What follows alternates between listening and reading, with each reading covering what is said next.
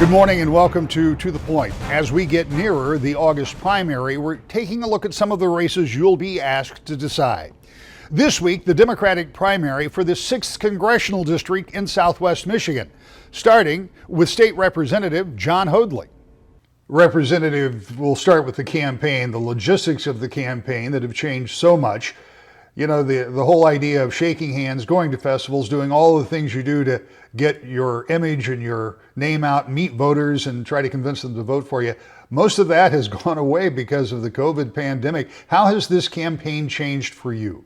I mean, we sure miss parades and festivals but the number one priority is to keep people safe and healthy. But of course, campaigning is about meeting people where they're at. So we find that we've made a whole lot of phone calls, a ton of text messages, and we're really getting to connect with voters in lots of different ways than we may have if we were, only doing a lot of door to door. I would also say, though, that we've seen social media continue to increase in its importance in communicating with voters, both in terms of communicating key policy platforms, but also just being available to connect. And as we move forward, I imagine that we'll find ways to continue to engage and find new safe ways to engage in person. But we'll probably also, go to some tried and true methods like sending things in the postal service and, word of mouth with, still the best type of advertising. Well, it's interesting because you have a primary election, and if you're successful there, then you're going to have a whole fall of campaigning. And one of the real issues will be is how you deal with people trying to interact with you. I mean, I've seen, you talk about social media, I've seen things from you on social media, and you've been very active there. And the worries about what may happen with this pandemic as we enter into the fall is going to make it different. So as you learn these new tactics or engage in these new tactics, how do you find people are interacting with you? Because I know a lot of people like to reach out to the campaigns, and I've seen a number of people that you've featured, particularly on Instagram. Are people reaching out to you in the campaign like they normally would? Yeah, we're seeing a lot of folks utilize our johnhoadley.com/join us feature to say, like, here's how I can help. And that might be becoming an endorser of the day. It might be saying, hey, I'll sign up for a text, shift or a phone banking shift. Or maybe they want to write postcards and tell their friends about why they're supporting the race. But we see that people are being really creative in finding ways to stay engaged and connect. Now, it's important, though, moving forward, because I think as the country continues to now focus in on the upcoming elections, which will only become more and more relevant moving forward, we got to make sure that folks are hearing it from multiple angles and multiple times. So regardless of when they decide to tune in and raise their hand to help or to learn more about the candidates, that they have a clear path to go. So you'll see us continue updating the website, engaging on that social media like we talked about. And I'm really excited to see the creativity that people keep bringing to the campaigns, because I only think we're going to see that evolve even more moving forward. Let's talk about the issues that bring you to this point. Obviously, you've served in the State House. You have been very active in your caucus there. Now, as you look at a run for the U.S. House of Representatives, what do you want to take to Washington if you're successful? What are the things you want to focus on? So I think first, you run for office and it's about not just any one particular issue, but how you're going to solve problems. I believe that we should put people in community at the center of decisions that are being made, whether that's happened in Lansing or in Washington, D.C. And it's really important when we're having that conversation, then we're voting for legislation that's actually going to help real people, have it just a little bit easier tomorrow than they did today. My partner, Chris, has multiple sclerosis, and I've shared our family's healthcare story with a lot of folks. But for me, that's why I'm always going to be fighting for healthcare, for coverage, to make sure that folks who have pre-existing conditions keep that coverage, but also make sure that the prescription drugs a lot of us have to take to stay healthy also remain affordable. No family should have to do the waiting game come January and see if their prescription that's been keeping them healthy is going to still be on their covered list and that they're still going to be able to afford it for the rest of the year. you're going to hear us continue to talk a lot about the environment.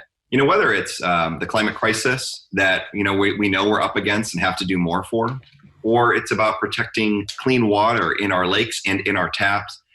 We need to be doing more to leave behind an environment that actually is going to help our children and grandchildren. And then, last but not least, you're going to see us continue to have important conversations around the challenges that we're actually facing. So whether that's making government more responsive and taking out some of that money in politics that people are just so frustrated with, whether it's making sure that we're advancing equality, or fighting for long-term care solutions so we can age with dignity in our homes. You're going to hear us talk a lot about these issues on the campaign, and voters have been really receptive. Let's talk a little bit about healthcare, because that has been an ongoing argument, an ongoing issue in Washington, and the consensus, apparently, to do something about healthcare has been pretty elusive. How do you want to tackle that? How do you try to bring in enough votes and enough members to come up with new solutions to answer some of the things like you just talked about, the continuing prescription coverage? How do you build that kind of consensus? Look, I haven't found anyone that likes working with their health insurance company, right? Whether it's trying to get the healthcare that they need, the hassle of pre-authorizations, fighting for coverage and then having it be denied after the fact. We know there's been a well-documented cases of insurance companies who, make money by denying care. And I do think there's a whole growing consensus, both in Southwest Michigan and across the country, that the old way of doing things just isn't working for a lot of folks. I mean, there was literally hundreds of thousands of people in Michigan who, through no fault of their own, lost their health insurance coverage because of COVID-19. And all of a sudden realizing that the system where we ask our employers to take on this giant burden of, administering plans and trying to fight for the best plan and paying for those plans, puts us at a competitive disadvantage with the rest of the world. So what does the solution look like moving forward? I think that that's always going to be up for debate. We're going to see folks go back and forth on this in Washington.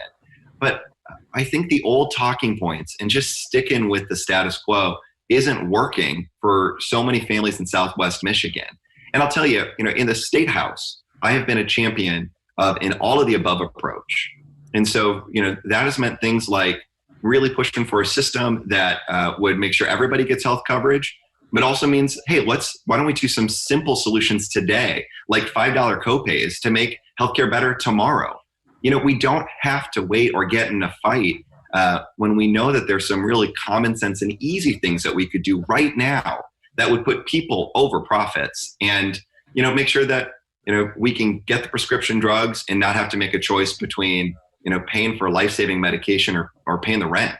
We just shouldn't have to make those type of choices when we live in a country like America. I ask everybody who's running for the U.S. House this because you control the purse strings if you end up in the U.S. House. And over the course of the years, we've heard Republicans and Democrats decry the deficit spending that continues to go on, yet it continues to grow no matter if Republicans or Democrats are in charge. One of the big tasks that you would have if you go to the House is you're going to have to watch the checkbook. What's your take on the way that Congress spends money today? I mean, I talk to folks all the time that are so angry that, with all these important things that we should be funding, education, making college more affordable, fixing our roads and bridges, that when folks like Fred Upton and others vote to give away our taxpayer dollars to the wealthiest folks, right? Millionaires or billionaires, folks that we have watched make more money while the rest of folks are suffering right now. It's irresponsible. In the State House, I see vote after vote where, and frankly, my Republican colleagues are voting to give away money that's meant for our schools and let some of the most profitable companies keep it. I'm not sure why in DC we tolerate giving away our taxpayer dollars to folks who don't need it at the expense of the things that our cities and our communities and our children desperately need. And so, for me, I think we got to go back and start looking at a responsible tax code that doesn't let people who've got the best lobbyists rig the system So they're paying less than people who actually have to work for a living. And frankly, I think, voters in Southwest Michigan and across the state and country are tired where, we work hard. We do the best we can. We put in the hours, sometimes work in, one or two or more jobs. And then you watch folks who are gambling with money on the stock market somehow get a better tax deal than the rest of us. That's not fair. It's costing our security. It's harming our communities, and we should stop that. When we come back, the other candidate for the 6th Congressional District, next. To the Point. Welcome back to the Point. This morning, we continue to look at the 6th Congressional District Democratic primary. Up next is candidate and educator Jen Richardson. I want to start from the beginning. Tell me about your background and what you've done up to this time. So, I'm from a working class home. I had parents who worked hard, who taught me the value of honesty and for standing up for others. So I started teaching. So now I'm a teacher. I taught for 5 years high school science in Chicago public schools. And, I kind of saw firsthand the inequities that are in education, sort of painfully obvious. And I've been coming to Southwest Michigan since birth. I have a lot of family that lives here, so it was a natural move for us to come here to Michigan. And when I first came here to Michigan, I was teaching, again, high school science at South Haven High School. But I have two small children, and it just, wasn't economically sustainable with the unaffordability and the unavailability of childcare. So I took a little break from teaching to be with my little girls, and I currently have gotten back into education. I teach high school research science at the Kalamazoo Area Math and Science Center, and really focused on opening up those STEM opportunities for students in the Kalamazoo area. Well, it's clear from your teaching profession that you have been able to see the differences in the levels of quality of education. No doubt that is one reason, but what were the ultimate reasons to get you to decide to run for political office, I presume, for the first time? Because I think representation matters. When we look at the makeup of Congress, it's 24% women, and yet we make up over half the population. And on top of that, barely 5% of the people in Congress are raising small children. And yet, we are a country full of working and middle-class families. And so I believe we need, that perspective at the table when we're creating policies that, affect our lives and, are going to help us raise the next generation of leaders. And so, I want, I want people from the front lines of the community, and not just teachers, but, social workers and nurses and doctors. These are the people, from the front lines of our community that are well equipped to advocate for the changes that we need to see. And so, a lot of it is representation. A lot of it is bringing that lived experience to the table and, bringing trust back to politics, because I think it's, we're seeing a lot of people who don't trust politicians. They don't trust the government. And, I think it's time to change that. You said something that interested me there. You talked about people not trusting politicians and not trusting government. That has been an ongoing theme for as long as I can remember, but it has grown and grown and grown. It was a small group of people, and now it has grown to some, depending on the polls you look at, pretty substantial numbers. So what do you do to help restore that kind of trust? Because once trust has been broken, sometimes it's really hard to get it back. And, trust is something that has to be earned, and it's something that has to be rebuilt with the American people. And, I think that, again, going back to that representation piece, I think is crucial. When we look at who is in Congress, when it's mostly wealthy, well-connected white men, and we see the policies that come out of that group of people, and they really aren't focused on working and middle class people that make up the majority of this district, but also this state and also this country.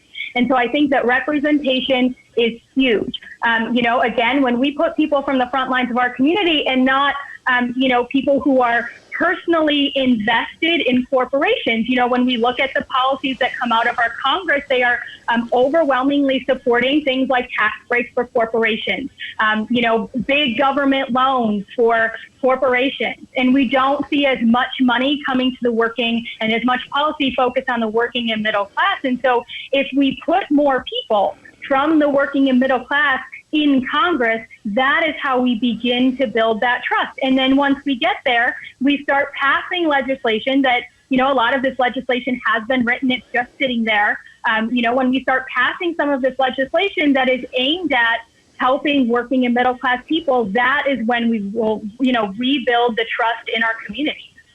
When you talk about building that trust with working and passing laws, particularly for working and middle class people, what do some of those look like? Some ones that I don't believe are bipartisan, such as the Violence Against Women's Act, right? I think that we can all agree that violence against women is bad. I think laws like the End Racial and Religious Profiling Act, again, I think this is a bipartisan issue. I think we can all agree that racial and religious profiling is not good for our community. There are other things like the Healthy Families Act, which, provides paid sick leave. This is what we need for our parents who have children, especially things like the Family Act, which is 12 weeks of paid leave for, that disproportionately affects women and women of color in particular. And if we can pass some of this legislation so that, women can care for their, parents can care for their children, women have paid time to birth their children. These are sort of the economic policies that if we can pass those, we will see real change in our communities. When you think about what goes on in Congress now, and we realize we have divided government, so the House can pass any number of things that will end up dying in the Senate, and who knows if they can't agree on something, they still have to get the buy-in of the president. Is there a way, or is there a need, I guess is the better question, for members of Congress that are coming in, if you or other freshmen are successful in this cycle, is there something that you can do to impact kind of the climate or the culture of Congress, which seems to be something we see repeated a lot? Really appreciate that you asked this question, because I've been thinking about this actually, and I've been thinking about it more in terms of my opponent. Like I said, there's all this legislation that I think would be so helpful for the working and middle class people to pass, and maybe it's out of Fred Upton's hands, but where is the pressure?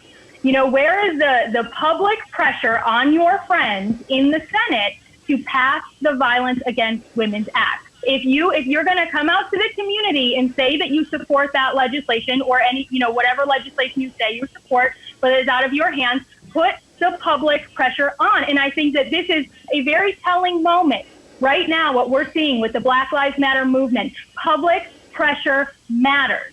So and this comes down to accountability for our elected officials. If you are going to tell me that you support violence against women, that you support Black Lives Matter, then put the pressure on to end racial profiling. And if you're not putting the pressure on, whether it's up for your vote or not, if you're not putting the pressure on, then you're not doing your job, because you need to be held accountable to the people in your district. And if the people in your district want you to end racial profiling, then you need to take some actions. And I think public pressure is an excellent way that our legislators should be showing that they care about their communities and that they want to work for policies that work for them. And one other question I try to ask all folks who are running for the U.S. House of Representatives: over the course of the years, we've heard a lot about being fiscally responsible, yet the deficit continues to grow, and we see spending that grows, and it hardly seems to matter if it's Republicans or Democrats in charge, or a Republican or a Democratic president. When you go to Congress, do you have any ideas about spending and what it should look like? Ideas about spending and what it should look like. So, when we talk about national debt, we know that it has increased, something like 21% since Donald Trump has been in office, and yet we haven't seen any advancements, again, in policies that affect the working and middle class. And so what created that debt, right? What created that debt was corporate welfare. And so we gave, tax breaks to corporations.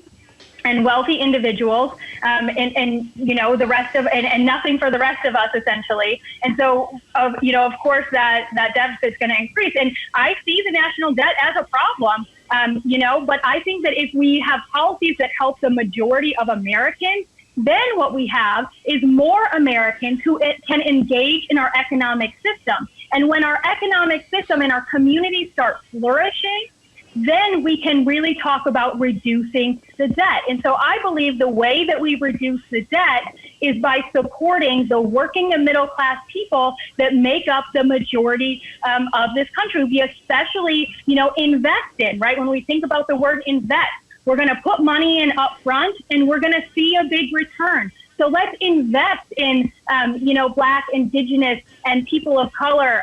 Let's invest in their communities. Let's get healthcare services. Let's get green jobs, with living wages.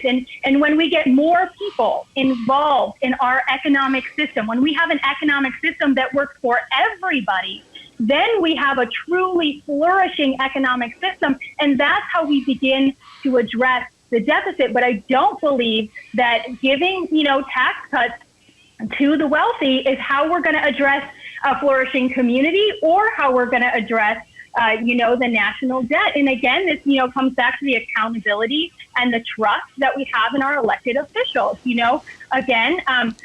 Fred Upton, his family owns the Whirlpool Corporation. His big donors are consumers and DTE, and all three of those corporations paid exactly $0 in taxes in 2019. That's a problem, and that problem is not going to fix the deficit. With the primary coming up in just about a month, it's a good time to take a look at your ballot. You can do so online by going to woodtv.com and clicking on the link. We'll be back with more To the Point in just a moment.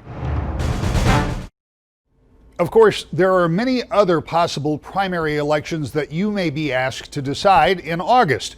We hope you'll take a look at your ballot and stay with us as we will examine more of those primary races as well every Sunday morning right here on Wood TV 8 for To the Point.